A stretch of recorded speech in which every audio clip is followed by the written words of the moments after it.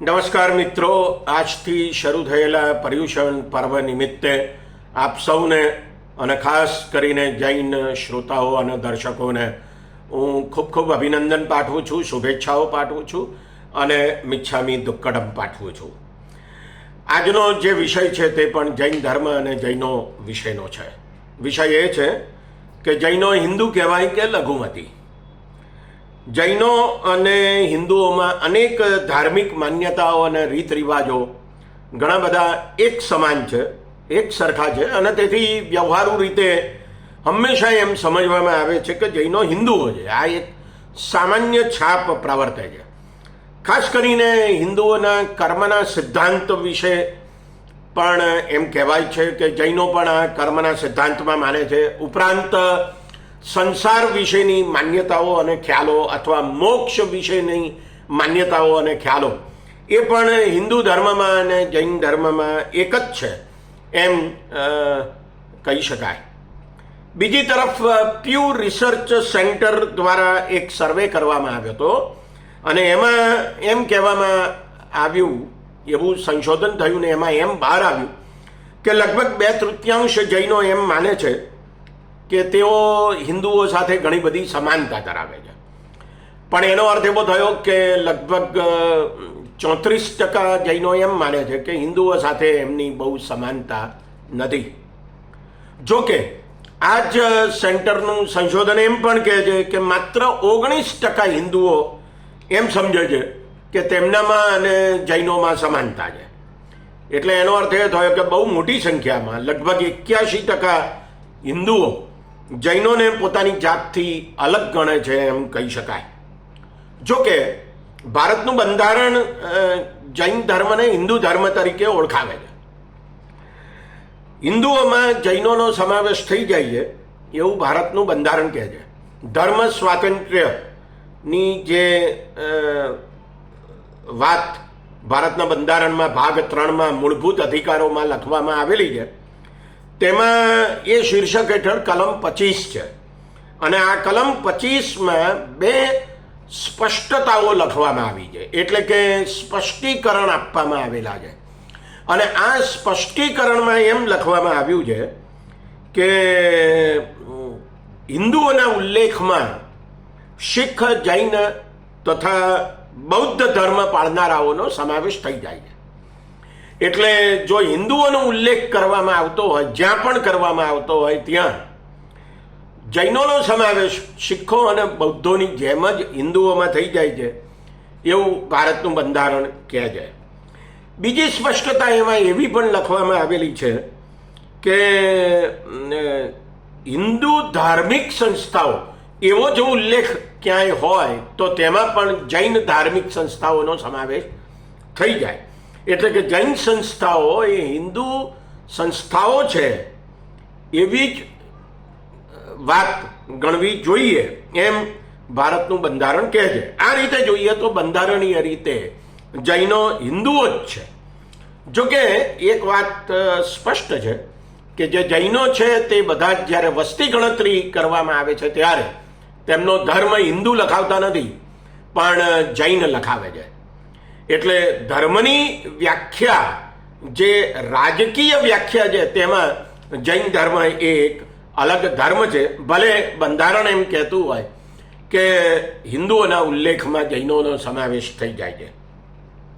બીજી તરફ 2014માં ભારત સરકારે જૈનોને લઘુમતીનો દરજ્જો આપ્યો. અગાઉ બૌદ્ધો અને શીખોને લઘુમતીનો દરજ્જો આપવામાં આવ્યો જ હતો પણ જૈનોને આપવામાં આવ્યો નહોતો. એટલે મનમોહન સિંહની યુપીએ સરકારે આ નિર્ણય લીધો અને જૈનોને લઘુમતીનો દરજ્જો આપવામાં આવ્યો. એટલે કે રાષ્ટ્રીય લઘુમતી પંચ ધારો 1992 એની કલમ 2C હેઠળ લઘુમતીઓની જે યાદી આપવામાં આવી છે એમાં જૈનોનો સમાવેશ એ 2014થી થયો છે એમ કહી શકાય. એટલે એ રીતે જૈનો 2014માં લઘુમતીનો દરજ્જો પામ્યા છે એમ કહેવું જોઈએ. 2006માં લઘુમતી મંત્રાલય ઊભું કરવામાં આવ્યું ભારત સરકારમાં અને અન્ય લઘુમતીઓની જેમ જ જૈનો લઘુમતી છે માટે એમના ઉપર પણ લઘુમતી તરીકે વિશેષ ધ્યાન આપવું જોઈએ એમ આ મંત્રાલયમાં સ્વીકારવામાં આવે છે. એટલે કાનૂની રીતે જૈનોને હિન્દુ નહીં પણ લઘુમતી ગણવામાં આવે છે. બંધારણીય રીતે જૈનોને હિન્દુ ગણવામાં આવે છે. દેશના ગુજરાત સહિતના લગભગ 15 જેટલા રાજ્યો એવા છે કે જેમાં જૈનોને લઘુમતીઓની યાદીમાં મૂકવામાં આવ્યા છે. આ રીતે જોઈએ તો ગુજરાતમાં સૌ પ્રથમ લઘુમતી મુખ્ય પ્રધાન એ વિજય રૂપાણી હતા કે જેઓ જૈન હતા. જૈનોને ધાર્મિક લઘુમતી ગણવામાં આવે તેવી માંગ બહુ જૂની હતી. અંગ્રેજોના સમયમાં પણ જૈનોના પ્રતિનિધિત્વના સવાલો અંગ્રેજો સમક્ષ પણ ઉઠાવવામાં આવ્યા હતા. માર્ચ એપ્રિલ 1947 કે જ્યારે હજુ આઝાદી મળવાની બાકી હતી, બંધારણ સભા સમક્ષ જૈનોને લઘુમતી દરજ્જો આપવાની માંગ કરવામાં આવી હતી. જવાહરલાલ નહેરુએ જોકે 3 સપ્ટેમ્બર 1947ના રોજ પોતાના એક પ્રવચનમાં એમ કહ્યું હતું કે મુસ્લિમો, ખ્રિસ્તીઓ, પારસીઓ અને જૈનો ને લઘુમતી ગણવામાં આવે અથવા તો એ લઘુમતી છે જ. એમણે ખાસ એ પ્રવચનમાં કહ્યું હતું અને આ વાત ખાસી નોંધનીય છે. તેમણે કહ્યું હતું કે જો ભારતને હિન્દુ રાષ્ટ્ર સમજવામાં આવે તો લઘુમતીઓ દેશના 100% નાગરિક નહીં ગણાય. એટલે કે જો ભારતને હિન્દુ રાષ્ટ્ર બનાવવામાં આવે તો અન્ય લઘુમતીઓની જેમ જ જૈનો પણ 100% જેટલા નાગરિક ન રહે એવા પ્રકારનો ભય જવાહરલાલે 1947માં રજૂ કરેલો એ એક હકીકત છે. એક રસપ્રદ બાબત એવી પણ છે કે જૈનોમાં પણ અનુસૂચિત જાતિઓ, અનુસૂચિત જનજાતિઓ અને અન્ય પછાત વર્ગો એટલે ઓબીસી તરીકેની ઓળખ છે કે જે પ્રકારની ઓળખ હિન્દુઓમાં છે. પ્યુ રિસર્ચ સેન્ટરનો જે અહેવાલ છે 2019-20નો જેનો ઉલ્લેખ મેં અગાઉ કર્યો, એણે એક સંશોધનમાં એમ કહ્યું કે પુખ્ત વયના 3% જૈનો પોતે એસસી છે, 1% જૈનો પોતે એસટી છે અને 16% જૈનો પોતે ઓબીસી છે એમ માને છે. જોકે ગુજરાતમાં જે અનામતની વ્યવસ્થા છે શિક્ષણમાં, સરકારમાં, નોકરીમાં અને રાજનીતિમાં, એમાં આનો સમાવેશ થતો નથી. કારણ કે એસસી, એસટી ને ઓબીસીની જે યાદીઓ છે જ્ઞાતિઓની, એમાં જૈનો તરીકેની કોઈ જ્ઞાતિનો ઉલ્લેખ એમાં જોવા મળતો નથી. દર્શનની દ્રષ્ટિએ, તત્વજ્ઞાનની દ્રષ્ટિએ અથવા તો ફિલોસોફીની દ્રષ્ટિએ જોઈએ તો એમ કહેવામાં આવે છે કે હિન્દુ ધર્મમાં અને જૈન ધર્મમાં ઘણું બધું સામ્ય છે. આવી સમાનતા, સામ્ય હોવા છતાં પણ ઘણા બધા તફાવતો પણ છે. ઘણા વિદ્વાનો એમ કહે છે કે જૈન એ એક દર્શન શાખા છે, એટલે કે ફિલોસોફી, હિન્દુ ફિલોસોફીની બ્રાન્ચ છે, પણ તેમ છતાં તે ધર્મ તરીકે ઓળખાય છે. જેમ કે જૈનોના જે 24 તીર્થંકરો છે એ બધા તીર્થંકરો ક્ષત્રિયો હતા, પરંતુ જે જૈન ધર્મ છે તેમાં હિન્દુઓ જેવી જ્ઞાતિઓ કે વર્ણ વ્યવસ્થા નથી. જૈન દર્શન અનુસાર 24 તીર્થંકરો એ ઈશ્વર નથી, ગોડ કે ભગવાન નથી, પરંતુ એ દેવ છે, એમની પૂજા થાય છે. પરંતુ એક હકીકત તો ખરી કે જૈનોમાં હિન્દુ ધર્મની જેમ જ મૂર્તિ પૂજા છે. જો કે મોટાભાગના જૈનો તમામ તીર્થંકરોને ભગવાન તરીકે જુએ છે, પૂજે છે, સંબોધે છે. જેમ કે ભગવાન મહાવીર, ભગવાન પાર્શ્વનાથ, ભગવાન ઋષભદેવ વગેરે વગેરે. અને તેથી હિન્દુઓ અને જૈનો વચ્ચે બહુ ઝાઝો તફાવત દેખાતો નથી, અથવા એમ કહી શકીએ કે કોઈ દેખીતો તફાવત આપણને જણાતો નથી.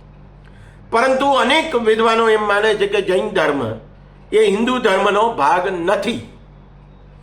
જોકે સર્વોચ્ચ અદાલતે બાલ પાટીલ કેસમાં 2005માં એક ચુકાદામાં એમ કહ્યું હતું કે જૈનો, બૌદ્ધો અને શીખો એ વ્યાપક હિન્દુ ધર્મનો ભાગ છે, કારણ કે આ બધા ધર્મો ભારતમાં જન્મ્યા છે.